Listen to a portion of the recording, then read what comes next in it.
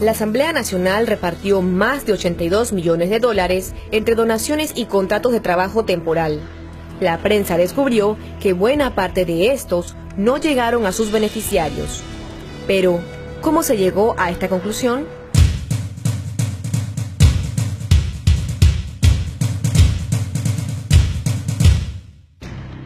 La investigación periodística comenzó con un dato que no decía mucho.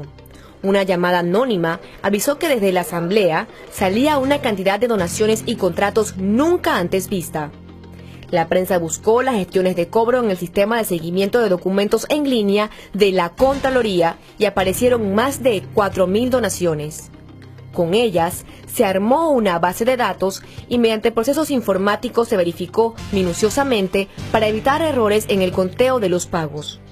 Lo mismo se hizo con los 17.000 contratos de trabajo temporales de la Asamblea que sumaron 68 millones de dólares. Pero, ¿eran todos?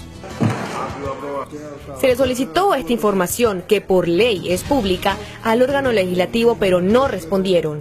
A su vez, en octubre del 2016, mediante la Ley de Transparencia, le solicitamos a Rubén de León, presidente de la Asamblea, detalles de las donaciones con sus documentos sustentatorios y que indicara cuánto gestionó cada diputado. Pero su respuesta fue extemporánea e incompleta. Nada se pudo hacer con lo entregado. Utilizando otras bases de datos, localizamos a los supuestos favorecidos de las donaciones y contratos. Fueron más de 100 ubicaciones, de las cuales se visitaron a unas 40 personas en sus residencias. Como las direcciones eran poco precisas, encontrarlos en la capital y provincias tomó varios meses. Se les entrevistó respecto al destino final del dinero. Pero a mí no me dieron $2.000. ¿Después de qué? De cuando yo salí fue que me dio $100. $100. Ajá, eso fue lo que yo recibí. Algunos lloraron por sentirse engañados, pero no faltaron las amenazas y ofensas de quienes consideraron que las donaciones eran un asunto estrictamente personal, pese a tratarse de dinero estatal. Todos los casos investigados por la prensa describían un denominador común. Los asistentes de los diputados les ofrecían a estas personas una donación, pero únicamente les entregaban una pequeña suma, casi siempre el 5% del monto total. La espero en tal banco, cambiábamos, a yo entonces le entregaba la plata a ella y ella me devolvía los 30 y la demás se quedaba con ella. ¿Y usted no le preguntó por qué el cheque sale por más cantidad y usted me da tan poco? Yo le pregunté y sí, que no, que la otra plata, y entonces ¿qué hacen con la otra plata? Y que no, la otra plata se devuelven al diputado. Más de 100 personas recibieron donaciones y a su vez firmaron contratos de trabajo temporales por varios miles de dólares.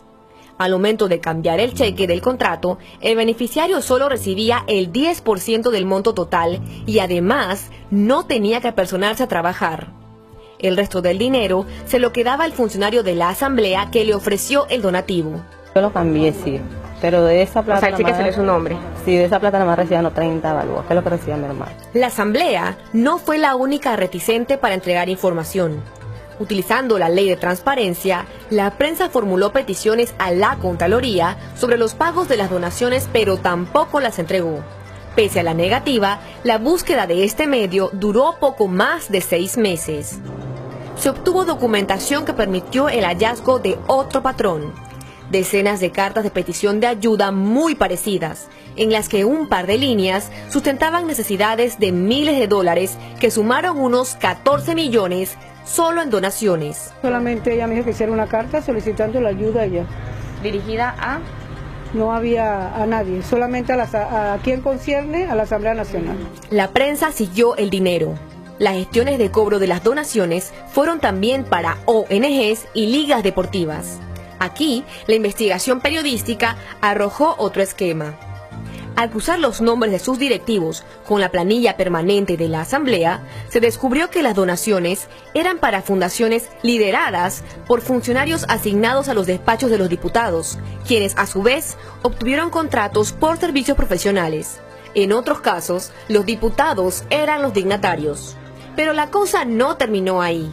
Hubo donaciones a fundaciones lucrativas y, como ocurrió en la pasada administración con las partidas circuitales, las juntas comunales también recibieron dineros de la Asamblea Nacional, pero de cada cheque solo les correspondía un 10% en comisión de manejo. El resto lo usaba el diputado a su discreción. La Corte Suprema de Justicia rechazó las 3 denuncias que se interpusieron para investigar este caso de la Asamblea Nacional de Diputados. Y la pregunta que queda es, ¿quién se quedó con el dinero? Para el diario La Prensa, soy Maritrini Sea.